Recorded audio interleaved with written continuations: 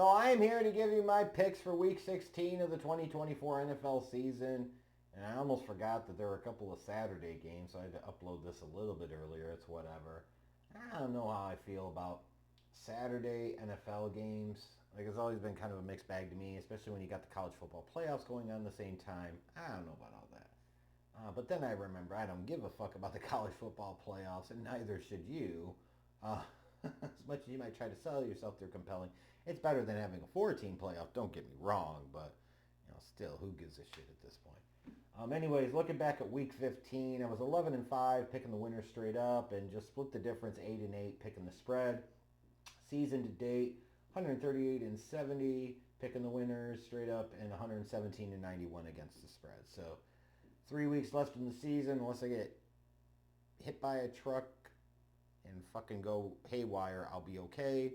I'd like to pad my numbers here a little bit before the end of the season. So let's take a look at my picks for Week 16 of the NFL season. And Thursday night, you had the Chargers were favored by 2.5, and they end up beating the Broncos. Not a huge shock there, although they struggled a little bit to come back and beat the Broncos. Saturday, you've got two games. You've got the Texans traveling to Kansas City to take on the Chiefs. I'm sure we're going to hear all about Patrick Mahomes and his miraculous recovery from his ankle injury and blah, blah, blah, and all this other bullshit. Doesn't really matter. For the Texans, for a team you were looking at and you said, could they be a contender and a threat to take the Chiefs out in the playoffs? They just really haven't looked great this year. They didn't take a step forward. They haven't progressed. Like C.J. Stroud, I won't say he's fully regressed, but he certainly hasn't progressed a ton, especially statistically. Meanwhile, for the Chiefs, they keep finding ways to get wins, keep finding ways to get it done. Good test for both teams. The Texans want to announce that, hey, we're around, fellas. We can be a threat. You got to beat the Chiefs here. If the Chiefs want to build some more confidence and get themselves ready, ensure that they get the home field throughout the playoffs, you need to beat a team like the Texans here. Chiefs are favored by 3.5. I like them here. Give me the Kansas City Chiefs minus 3.5. And then your other matchup on Saturday, it's one of the best rivalries in the NFL. It's the Steelers traveling to Baltimore to take on the Ravens. Frankly, I'm surprised that the spread is so much here. It almost feels like the Ravens are getting more respect than their record frankly dictates, especially in comparison to the Steelers. I'm just saying. But you would expect this to be big time, typical Steelers-Ravens type of matchup. See no reason why it wouldn't be. The only thing that's kind of crazy to me is the 6.5 point spread. I just can't buy it. I do like the Ravens to win this one, but I like the Steelers to cover the 6.5.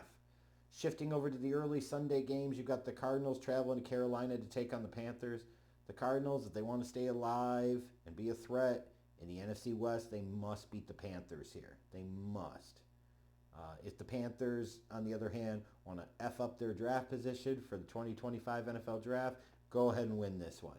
Arizona's favored by 4.5. I like them to win, but Carolina's had a pretty good track record recently of covering the spread, so I like Carolina to cover the 4.5. You've got the Eagles traveling to Washington to take on the Commanders. Really kind of interesting NFC East matchup here. The Eagles, it's interesting to me with head coach Nick Sirianni and Jalen Hurts and everything. I get an awful lot of criticism for a team that's 12-2. I'm just saying.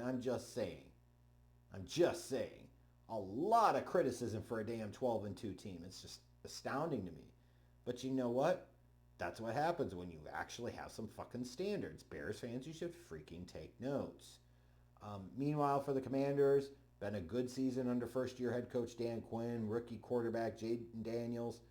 You can win games in the NFL with a rookie quarterback. You can go to the playoffs with a rookie quarterback. If the Commanders are this close to making it happen, and a win here would be a real confidence boost for them.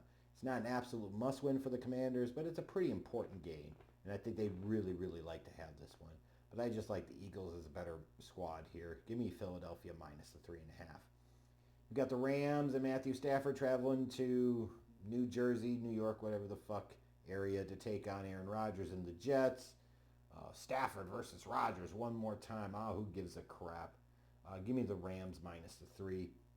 You got the Titans. Now that Will Levis is benched again, traveling to Indianapolis to take on Anthony Richardson and the Colts. because Mason Rudolph's going to save the fucking day. Oh, God. Again, you got to know the game that you're in. And you're at this point in the season with Will Levis, just ride out the fucking string. Because if he sucks the rest of the way, then he's helped put you in a position where you could get a quarterback that could potentially change the trajectory of your franchise, maybe, although I question if there are any of those guys in the 2025 draft. But if you put in a Mason Rudolph and you stumble fuck into a win or two here, it could really cause some long-term damage for the organization. Just hard to see a real win-win. You have to know the game that you're playing. And the game that the Titans are supposed to be playing was giving Will Levis as much of an opportunity to show whether he was the guy or not. And he's kind of showing you he's not the guy, so you might as well ride it out for 3 more games and not fuck up anything long-term. That's all I'm saying. Meanwhile, for the Colts, it's easy to point to Anthony Richardson and some of the bad turnovers last week against the Broncos. But then you got Jonathan Taylor and the dumb fuck fumble. That is so fucking stupid. Like, I'm sorry, any player that ever does that in college or the NFL again should be suspended for 4 games just for sheer stupidity. Sheer stupidity. Like, it just cannot happen. It'd be one thing if you legitimately were running and dropped the ball. Like, that's a physical mistake. Physical mistakes happen. You can't have that type of mental mistake, that self-inflicted wound. Like, that's just really fucking stupid. There's no defense for that whatsoever. Like, he should be suspended. I know that's extreme, but it's just letting you know my annoyance with that type of play.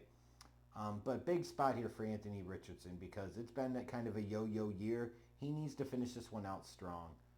But I'm going to pick the Titans to win plus the 3.5 just because it feels like the type of thing Tennessee would do. Get really close to potentially having the top overall pick or being in a spot at least, top 5 pick or so maybe, to be able to draft that face of the franchise type of quarterback, and then they'll go win a game or two and fuck everything up. You've got the Browns traveling to Cincinnati to take on the Bengals. I'll take the Bengals minus the 8.5. Who gives a crap? You've got the Lions traveling to Chicago in that third-rate dump of a stadium to give us more Bears football. Give me the Lions minus the 6.5. Of course. Giants traveling to Atlanta to take on Michael Penix Jr. and the Atlanta Falcons. And what a stupid saga of stupidity it's been for Atlanta this year. Even though they still technically are in the race in the NFC South, have a shot still at the playoffs. But you couldn't wait to sign Kirk Cousins in free agency, just turn around a couple months later and draft Michael Penix Jr. And not only that, but draft him 8th overall with the plan of, we're going to use the Green Bay strategy, even though you totally aren't doing the fucking Green Bay strategy. Because Green Bay would sit there and draft a 21-year-old quarterback late in round 1, sit him for 3 years behind a future first ballot Hall of Fame quarterback. They would not sit there and draft a almost 24-year-old quarterback at the time, and by May he was 24-year-old quarterback with a pretty extensive injury history, mind you, to be the backup to the guy that you just gave a massive contract in free agency in the fucking top 10. And now that Kirk Cousins has predictably kind of regressed to his career mean of some great games and some really shitty games that frustrate the hell out of you, now with 3 games left to go in the heat of a playoff race, now's the time you want to put Penix in? It's just fucking stupid. I do think Atlanta will win, but it's a rough spot for Penix in his first start, even though it is, one thing I will say in defense of Atlanta, at least they chose a scrub-ass opponent in the Giants to put him there. But, you could struggle a little bit with the young quarterback, so I like the Giants to cover the 8.5. Switching over to the late Sunday afternoon games, got the Vikings at 12-2 traveling to Seattle to take on the 8-6 Seahawks. Big game for both teams. For the Vikings trying to keep pace with the Lions and Eagles in terms of the top spot in the NFC, and the Seahawks trying to cement their place at the top of the NFC West. Vikings are favored by 3. I like an upset here. Give me Seattle plus the 3. You got the 49ers traveling to Miami to take on the Dolphins. Maybe the Dolphins can actually win this one because the 49ers have a losing record. Give me Miami minus the 1. You got the Jaguars traveling to Las Vegas to take on the Raiders. Boy, oh boy, this is not a game that anybody should be wanting to see or eagerly seeking out to see or even be forced to see because that's kind of cruel and unusual punishment. Raiders are favored by 1.5. Give me the Jags plus the 1.5. You got the Patriots and Drake May traveling to Buffalo to take on the Bills, who certainly have got to be full of confidence right now. after that big win over the Lions in Detroit last Sunday. It's a bit of a trap game, bit of a watch-out game for the Bills. Like, don't get caught napping here, but I will still take Buffalo minus the 14. On Sunday night football, you've got the Buccaneers traveling to Dallas to take on the Cowboys. I'll take the Buccaneers minus the 4. And then routing out the Week 16 slate, you've got the Saints traveling to Green Bay to take on the Packers. Packers are big favorites here, 14-point favorites. I like Green Bay to win, but just hedging the bet here a little bit. I think New Orleans can backdoor into covering the 14-point spread.